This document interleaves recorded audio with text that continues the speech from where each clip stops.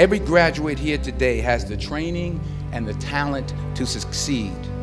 But do you have the guts to fail? If you don't fail, you're not even trying. My wife told me this great expression: to get something you never had, you have to do something you never did. Les Brown's a motivational speaker. He made an analogy about this. He says, imagine you're on your deathbed, and standing around your deathbed are the ghosts representing your unfulfilled potential. The ghost of the ideas you never acted on, the ghost of the talents you didn't use. And they're standing around your bed, angry, disappointed, and upset.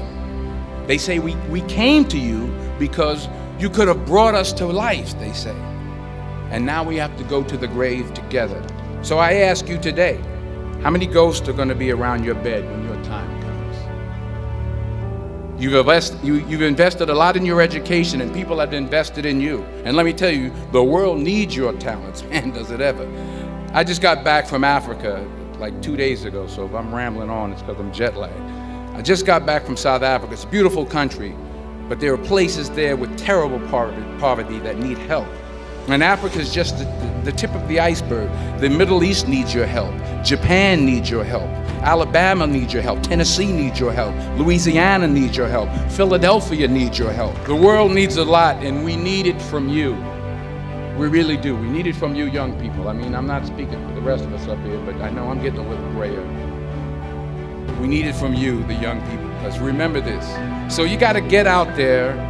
You got to give it everything you got, whether it's your time, your talent, your prayers, or your treasures.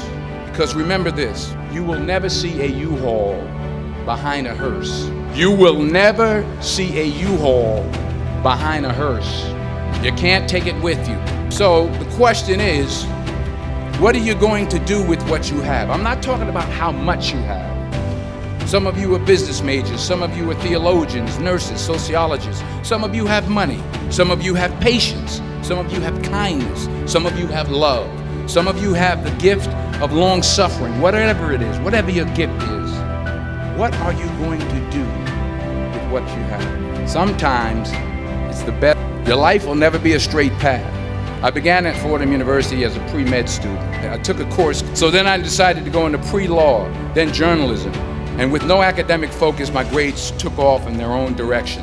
I was a 1.8 GPA one semester, and the university very politely suggested that it might be better to take some time off. I was 20 years old. I was at my lowest point. And then one day, and I remember the exact day, March 27th, 1975, I was helping my mother in her beauty shop. My mother owned a beauty shop up in Mount Vernon. And there was this older woman who was considered one of the elders in the town. And I didn't know her personally, but I was looking in the mirror, and every time I looked at the mirror, I could see her behind me, and she was staring at me. She just kept looking at me. Every time I looked at her, she kept giving me these strange looks. So she finally took the dryer off her head and she said something I'll never forget. First of all, she said, "Somebody give me a piece of paper, give me a piece of paper." She said, "Young boy, I have a prophecy, a spiritual prophecy." She said, "You are going to travel the world and speak to millions of people." Now mind you, I'm 20 years old, I'm flunked out of school. In fact, like a wise ass, I'm thinking to myself, maybe she's got something in that crystal ball about me getting back into school next fall. But maybe she was on to something, because later that summer, while working as a counselor at the YMCA camp in Connecticut, we put on a talent show for the campers. And after the show, another counselor came up to me and asked, "Have you ever thought about acting? You're good at that." So when I got back to Fordham that fall, I got in and I changed my major once again for the last time. And in the years that followed, just as that woman prophesied, I have traveled the world and I have spoken to millions of people through my movies. Millions who up till this day couldn't see me, who up till this day I couldn't see while I was talking to them, and they couldn't see me, they could only see the movie. They couldn't see the real me. But I see you today, and I'm encouraged by what I see. And I'm strengthened by what I see. And I love what I see.